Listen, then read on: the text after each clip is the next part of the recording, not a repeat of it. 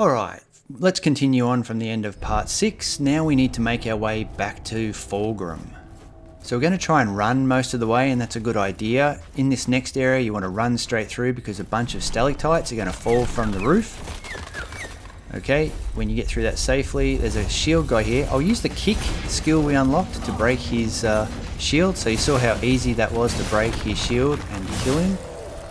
Now this area is going to have a, basically you want to keep running unless you see a spot where you need to kill an enemy to get through safely.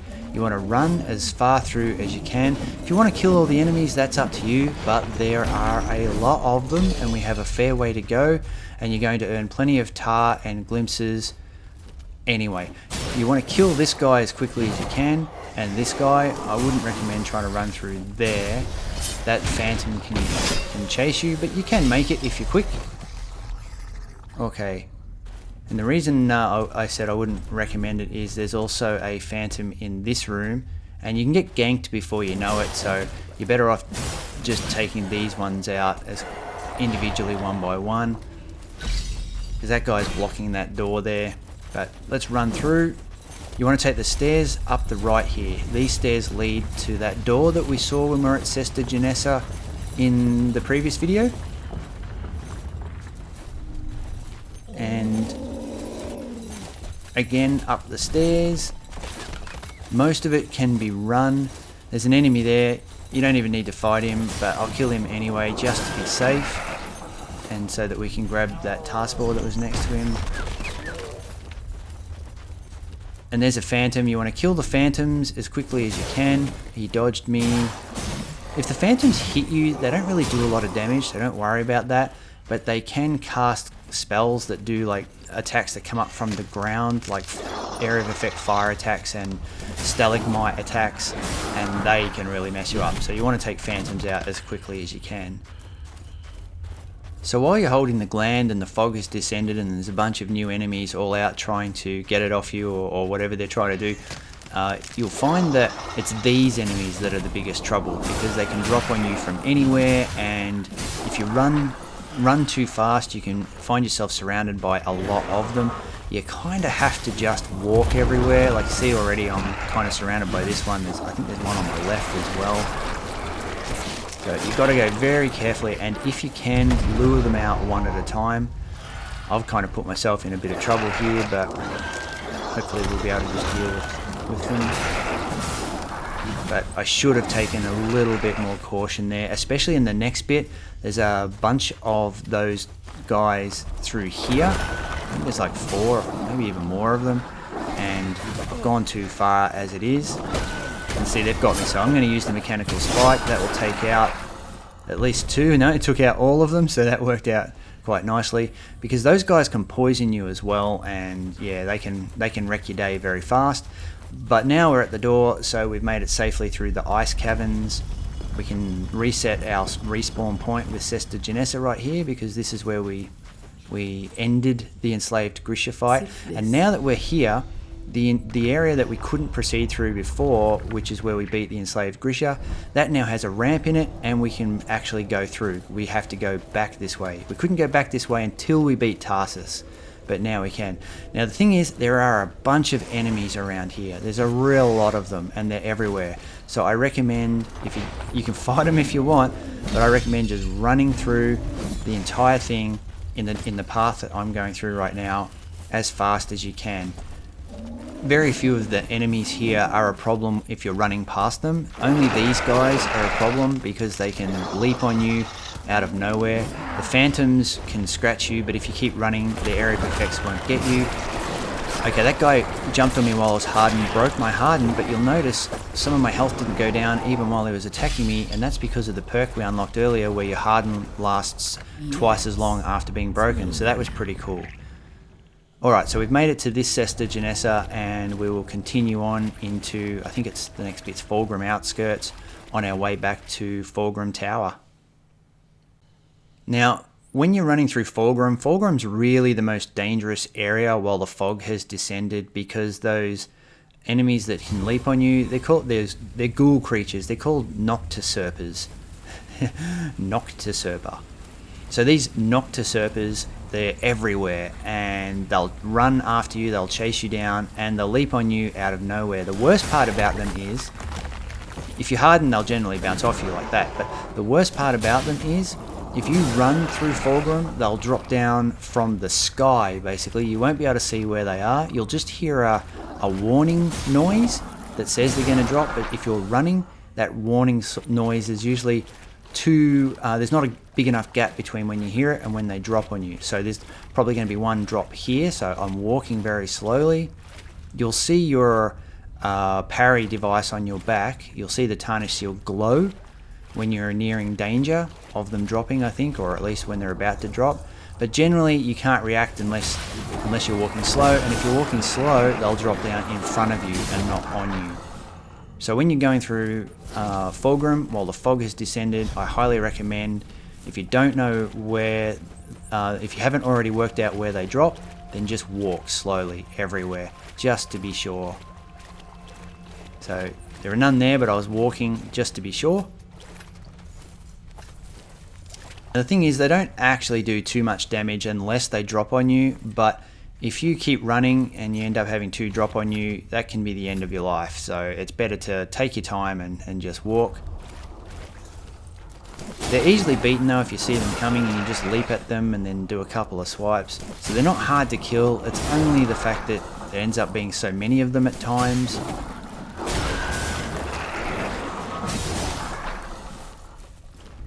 And if you don't know where they drop, that's a problem. So occasionally if they do drop on you, that's fine. I mean, you can just run if you want to save time and risk getting one on you, because just one won't kill you. Now I'm heading back to the Fallgrim Tower. That's where we have to take the gland. But just know that while the fog has descended and the world has changed, there are a lot of extra things you can find out here, including there's Grisha bosses spread out throughout Fallgrim, and there are also statues that you can access that you normally can't access that will give you items. If you've seen the statues around the place before this, that you try to, they've got like a interact circle on them, but when you interact with them nothing happens, or it says the chest is closed or something like that. Those are the statues that you can interact with when the fog is actually out. So if we see any of those, we'll interact with them. You can see one up there right now. But I could just see it over the rock there. See it glowing? That statue can be interacted with, and then you can maybe get an item from it. But for me, I'm just going to keep my eye open to make sure we're not going to get ganked by these guys, which are absolutely everywhere. So you can interact with that statue and tons of other statues all around the place, but I'm making a direct line for Fallgrim Tower. I'm not exploring in this walkthrough. I'll leave that entirely up to you. I'm only doing what we have to do to complete the game in a really fast and efficient manner. And there's another statue along the way anyway, so we'll interact with that one at least just to see what happens. There is also another one that I've talked about in previous parts, and that's the one where we get the Molten Spike from. We're going to get the Molten Spike before we return the gland to Fallgrim. I'm only heading back to Fallgrim Tower to get the Sesta Genessa save point, and also from there it'll give you your bearings on where the Molten Spike is actually located. So we'll go back there and then we'll go get the Molten Spike, which that's the Hallowed Sword upgrade that is like Mechanical Spike but sets enemies on fire when you use it. So I didn't need to, that was one of the guys that drops down. There's another one that drops down. You see what I mean? They drop down from everywhere. If you were sprinting through there, it's almost 100% chance one of them would have just landed on your head and taken off a bunch of health. Okay, so we've successfully made it back. First thing to do is to save your respawn. I mean, there's no enemies in here, but it's good practice just to save your game here. We still don't have enough tar and glimpses to upgrade anything, I don't think, but we'll go and get the Molten Spike. But first there's this guy. He stands there. If you interact with him, he'll tell you a lot of stuff about the fog, and this guy is who you return the gland to, but we're not returning the gland to him just yet. We want to keep the fog going. You can keep the fog going by talking to that guy who tells you about the fog after you've returned a gland, but we're not going to bother with going through any of that now. You have to pay him basically for him to bring the fog back at any time you want. So So if you want to farm all these guys and you want to go and explore and farm all these lit up statues in the fog, you can do that without killing a boss. You just talk to that cloaked dude. But for now, we're going to keep the gland on our waist, and we're going to go and get the Molten Spike. Again, I'm just proceeding carefully because of that sort of thing. These guys are so annoying, it's not funny. There's just so many of them. It really slows down moving between the game after killing every single boss. But the one we just did to get back here was probably one of the shortest. So yeah, so we're on our way to get the Molten Spike. So come down here. I'll go slow enough so that you can get your bearings, because it's easy to get lost in Fallgrim. Fallgrim's a bit of a labyrinth of a map design, and during the fog it's even worse because you've got to proceed really, really carefully. You can go up past that little campsite there to get there if you want. So there's that statue I was talking about earlier. So that gave us a bag of tar. Yeah, you can go up to where that campsite was, but we'll just avoid. There's a few enemies there. We'll just avoid them. Instead, we'll go around to the left here.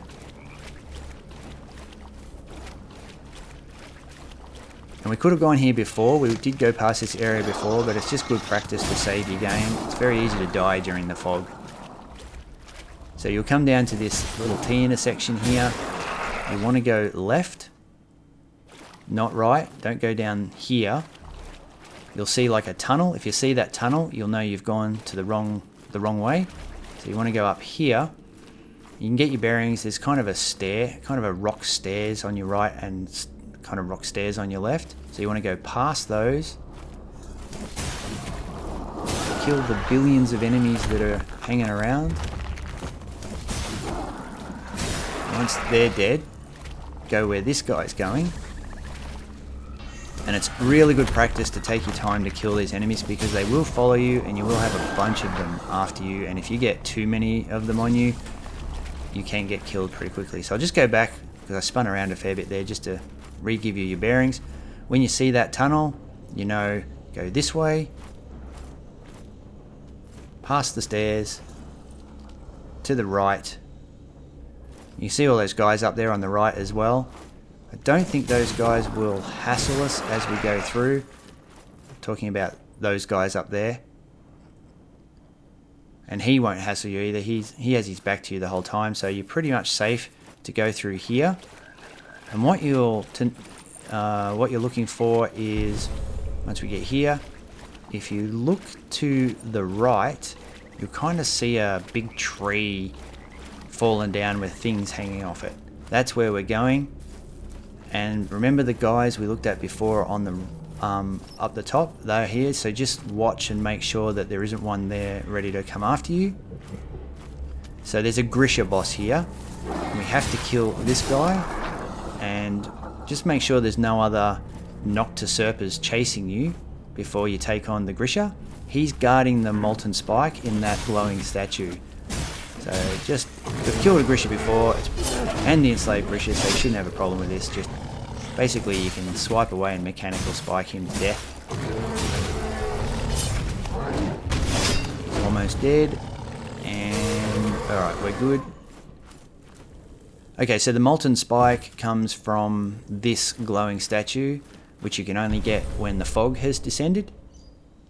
It would have been great to grab this Molten Spike earlier in the game before fighting Tarsys, because if you use the Molten Spike as your super weapon ability on Tarsys, because he's an ice guy, the fire burning effect it puts on him does take a fair bit of damage off him pretty quickly. I mean, we didn't need it because our sword's fully leveled up and we've already got all the perks that we need to build resolve fast and get our weapon ability happening, our basic weapon ability happening pretty quickly, so we didn't really need it. But in a subsequent playthrough, now that you know how to play the game and what the bosses are like and everything, you could kill Imrod first, let the fog descend, grab the Molten Spike, and then take that down to the abandoned chamber area and onto the ice cavern and kill Tarsys with it. Maybe do that in NG Plus if you're going to keep playing the game through. Now we're good to run all the way back. Normally you don't run because they can fall on you, but We've already killed them all, so we know that this area is free of them. I think I'll grab the welt cap that's on the right here. That one can jump down, so I won't run to get it. You can't see them up above either, so it's not like you can't walk along and look up, and if you don't see one above hanging off a tree or something, that you'll be safe. They just materialize out of nowhere, so you just have to creep along carefully. So we can return the gland now and remove the fog. And all that means is you take it up to this big bird-headed dude, the old prisoner, and you give it to him. In return, he's going to give you an upgrade to your tarnished seal. So he'll infuse that with a new ability. The ability you get now, this crystalline thing, means when you do an empowered parry, you get an extra ability where you can burst out of your shell to do extra damage to him. It's not a very good power, that one. I wouldn't bother using it. You can press R3 to switch out of that to a different power. But let's now install the Molten Spike, and so now the game will tell us if you press, well, on an Xbox controller, if you press the right trigger and Y together, that will do the super ability for the Molten Spike, as opposed to pressing, I think, left button and X to do the mechanical spike ability. So okay, the fog has been lifted because we gave back the gland, and we have installed the Molten Spike, and now we can use some of our glimpses and tars to do some upgrades. And I think we'll grab the Harden in the Air and drop down to do an area of effect damage. I can't remember what it's called. Recollection of Knowledge, that's it. I think we'll grab that. In fact, that's the only one we can grab, so yep, we'll grab that. We'll get Recollection of Death at another time. Just remember, if you want to go and explore the fogged area again, you can speak to the cloaked guy at the top of the stairs, and you can get him to bring the fog back at will. So that'll round out this part of the How to Beat Mortal Shell walkthrough, and we will head on and kill Imrod in the Shrine of Ash in the next one. So I'm Fuzzy Barbarian, thanks for watching, and I'll see you in the next part.